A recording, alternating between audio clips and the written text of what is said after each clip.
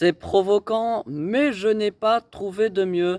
Votre enfant n'est pas un chien. Votre enfant n'est pas un animal. Quand il fait des crises, on le traite un peu comme... on le traite un petit peu comme ça, mais je préfère vous le développer tout de suite dans cette nouvelle vidéo.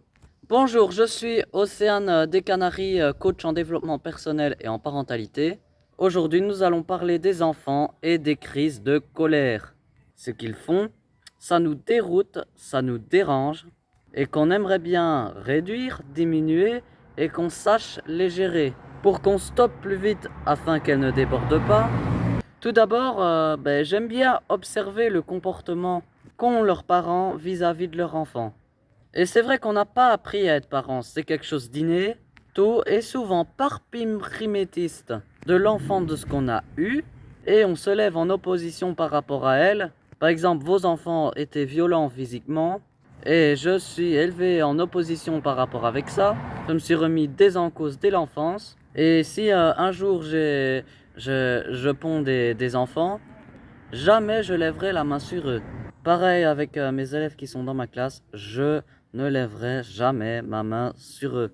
Et d'ailleurs, nous avons un commentaire dédié de la vidéo où on parlait de l'AFC. C'est euh, Ferdinand Fiction, ce n'est pas qu'éducative en Amérique, c'est aussi une tradition. Ben oui, dans le monde, tout n'est pas parfait non plus. Il y a, y a des enfants qui se font maltraiter dans d'autres pays. Par exemple, c'est le cas en Amérique avec la fessée. Et d'autres en Afrique, par exemple, on bat les enfants. Voilà. Euh, voilà, le monde, dans le monde, sur la terre entière, il y a des pays où le droit de l'enfant est très strict, mais il y a des pays où ça n'existe pas. Donc voilà, donc l'Amérique, c'est vrai que le droit de l'enfant n'a pas été forcément développé, mais on peut chercher des pistes ou alors on va faire un don à l'UNESCO pour arrêter la fessée dans le monde entier, mais c'est impossible. Donc on va reparler sur les crises, on va revenir sur les crises. Jamais je n'aurais tapé un enfant et les élèves dans ma classe, jamais je ne leur ai fait ça. Mais j'ai déjà fait d'autres choses comme par exemple les punitions, les menaces, le chantage, etc.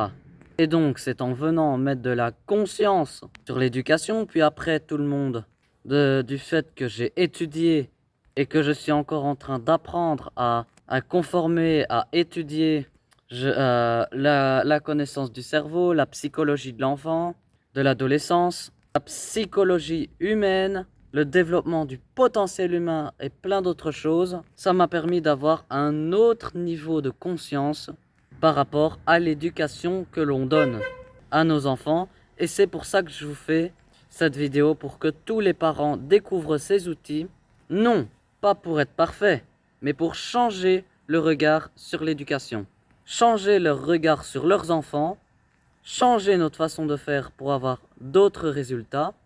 Surtout être parent des bâtisseurs humanistes du monde de demain. Parce que si le monde va mal, parce que les humains vont mal, et tout ça remonte à l'enfance. Si avec eux, des enfants élevés dans la bienveillance et autres, il y aura plus de guerres et d'agression et de méchanceté dans ce monde. Et si la guerre a existé, c'est qu'il y a eu de la guerre dans l'enfance des enfants, ou si on a été trop dur avec eux, ils peuvent devenir des tyrans à l'âge adulte et plein d'autres choses. Et donc, revenons à notre sujet d'aujourd'hui. Donc, je vous propose déjà, n'hésitez pas à aller sur ma description de l'Ohana, province de Namur. Ça concerne tous les enfants. Vous aurez plus d'infos en description sur Loana. Ça sera dans la salle là-bas dans Gemelle. Et vous allez pouvoir parler avec des psychologues ou je sais pas quoi.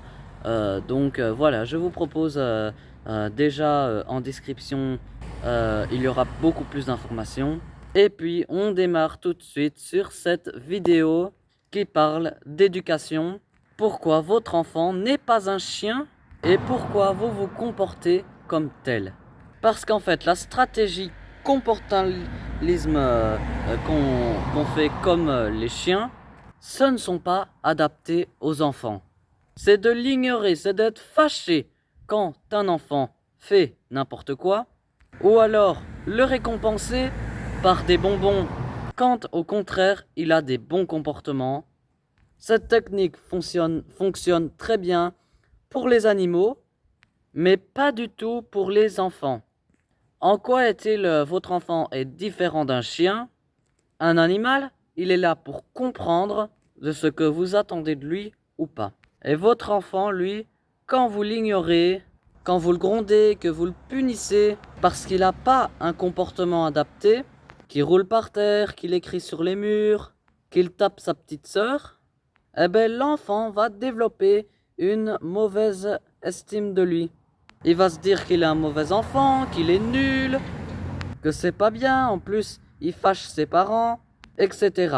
Et donc, rien ne va apporter de constructif et de positif dans son éducation. Alors, que c'est? On est des générations entières. Souvent j'entends, ben oui, nous ça nous a pas tués. Ben, est-ce que vraiment ça vous a pas tué? Moi je pense que ça a tué des choses en nous. Ça a tué quelque chose de ne pas avoir peur du regard des autres. Ça a tué les choses qu'on sache pas exprimer nos émotions. Ça a tué le fait qu'on sache exprimer nos émotions. Ça a tué quelque chose qui savent identifier nos émotions. Ça a tué le fait de comment agir, à laquelle on est submergé par des émotions. Ça a tué le fait qu'on est bienveillant et qu'on n'arrive pas toujours à l'être vis-à-vis des autres. Et plein d'autres choses. Donc oui, ce n'est pas peut-être une mort physique, mais ça a créé des choses en nous, à laquelle les choses on se bat, à laquelle les ombres, à laquelle on aimerait mettre un couvercle, ne pas s'en rendre compte, mais ils sont là quand même. Donc oui, utiliser cette méthode avec un chien, c'est normal, mais avec un enfant, c'est contre-productif. C'est pas ça qui vont donner des résultats. Oui, comme votre enfant va avoir peur ou honte, l'enfant va se conformer et entrer dans un bon boule et ne pas vous obéir et donc par se soumettre. Est-ce que c'est vraiment ça que vous voulez? Je crois pas qu'un parent veuille un enfant soumis. Ce qu'ils veulent les parents, c'est des enfants respectueux, des enfants qui coopèrent. Et ça prend plus de temps que l'autre méthode. Et ça, c'est dur. Est-ce que cette méthode est plus lente? Oui. L'autre méthode fonctionne plus lentement, oui. C'est ce que l'on veut vraiment. Je ne crois pas qu'on veuille des enfants soumis. Ce que veulent tous les parents, c'est des enfants respectueux, coopéreux. Et c'est ça qui fait des enfants des individus bien dans leur peau et bien dans leur basket. Et surtout, ce qu'on ne dit pas, c'est ces stratégies comportementalistes. Elles vont créer des choses négatives. Il aura plus de mauvais comportements d'enfant. Et justement, ça va renforcer ça chez lui. Une baisse de l'estime de soi, on l'a vu. Panel d'agressivité, difficultés relationnelles et plein d'autres choses. Vous pouvez aller consulter des études très sérieuses qui ont été faites par rapport à ça, si vous ne croyez pas. Et alors, qu'est-ce qu'on fait quand un enfant est en crise? Comment faire comprendre que son comportement n'est pas adapté à ce que l'on attend? Et il faut dire que c'est normal les crises chez les enfants, et plus ils sont petits, plus ils crient. Parce qu'en fait, la crise, c'est une manière de dire qu'il se sent pas bien, il est frustré, et la première chose à faire, c'est de garder votre calme. S'énerver quand un enfant est énervé, c'est une drôle d'idée. Est-ce que vous, quand on vous hurle dessus quand vous êtes énervé, bien au contraire, ça va augmenter l'intensité de ces cris. Si dans un postulat que votre enfant fait une crise pour rien, essayez de comprendre le besoin qui se cache derrière. Dans son comportement, parfois il veut être compris. Des fois c'est pour être consolé, c'est pour être pris dans les bras. Et juste entendu dans sa frustration.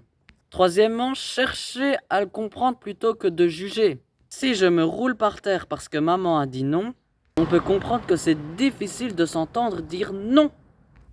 On peut comprendre que c'est difficile de s'entendre dire non. Il faut vous dire que vous dites énormément ce mot non. Imaginez que quelqu'un vous dit autant non, autant que vous disiez à vos enfants. Tu veux toucher ça? Non. Tu veux manger ça? Non.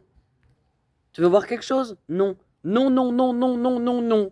C'est épouvantable parce que vos enfants est dépendant de votre bon vouloir. Et parfois, ça explose. Et enfin, faites preuve d'empathie et de compassion.